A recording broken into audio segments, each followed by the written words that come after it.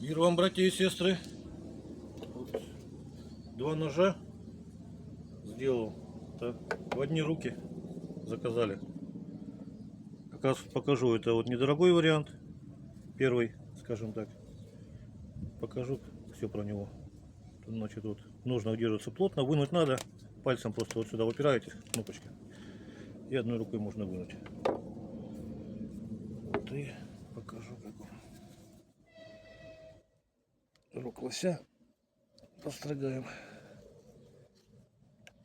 Тут либо 9ХФ, либо 9ХС. Точно не могу определить, какой материал. Но они примерно одинаковые по закалке, и по термичке, и по свойствам. Вот. Построгали. Такая вот есть транспортерная лента.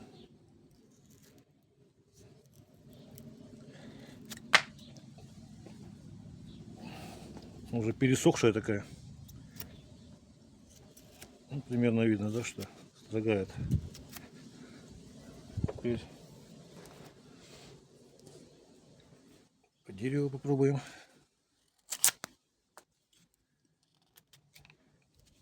Видно, да, примерно как врезается. Строгает замечательно.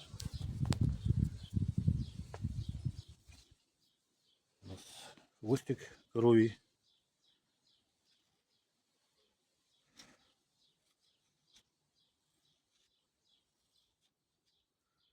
Волосы режет. Кожу. Тоже, ну, на весу немножко неудобно. Ну, примерно так. И по газетке. Сразу покажу.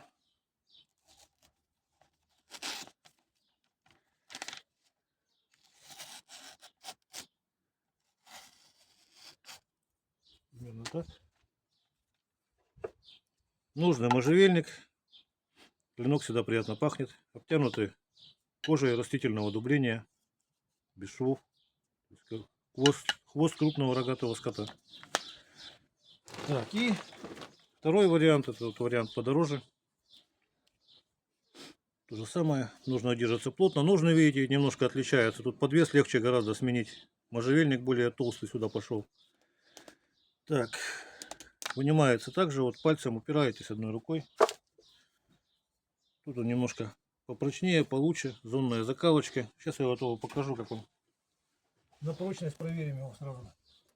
То есть в этом тоже вот отличие. Почему подороже? Потому что есть риск сломать.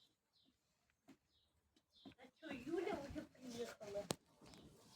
Так, я боюсь просто, что вы плохо держится. Но видно, что вес мой держит нормально. Так. Далее. То же самое. А вот еще проверим тут. На прочность.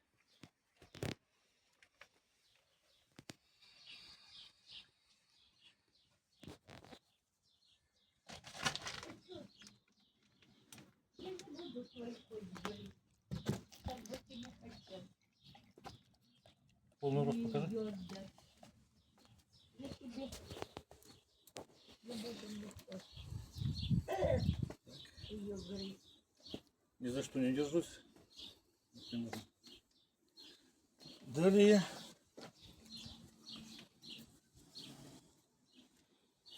Рог лося. Ну, то есть косточку заденете, ничего не будет. Специально, конечно, костью ему лучше не рубить. Потому что угол заточки очень острый. И в ноль заточка, без подвода. Так. По дереву.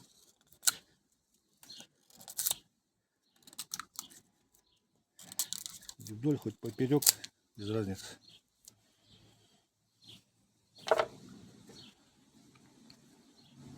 Транспортерная лента.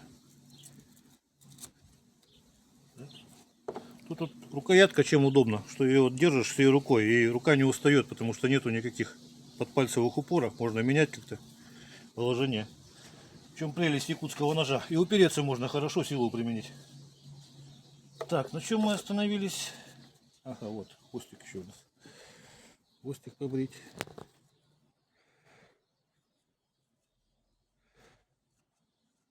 Здесь покажу, как волос режут. Ну или как кожу саму. Видно, да, такие вот штуки отрезает легко. Кожа уже подсохшая. Так, и по газетке. Двумя пальчиками я держу. То есть видите, что клинок не подсел ни грамма.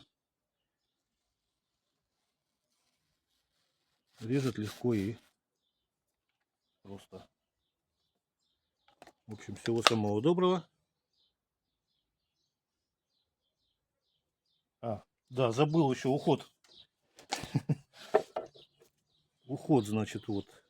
Ну, заточка. Это вот наждачка 2500 на данный момент. Если сильно затупился, можно и от 180 начинать, например. Потом 500, например. Потом 1200, потом 2,5. По плоскости со стороны дола лучше вот плоскость на чем-нибудь, на каком-нибудь столе или на деревяшке, на пенечке. Прям в лесу не надо никаких угломерных приспособ. По плоскости поправили и слегка вот здесь вот заусенчики как бы со стороны линзы сняли.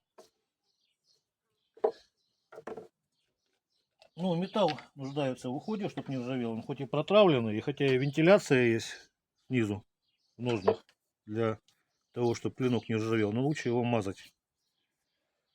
Мы вот производим такое средство для смазки металла, кожи. Ножны тоже этим же веществом мажу, потому что кожа ножен тоже нуждается в уходе. Обувь можно мазать, оружие. Если кому надо, обращайтесь. Такой вот пузыречек, он 100 грамм. Ну, дешевле баллистола больше, чем в 2 раза.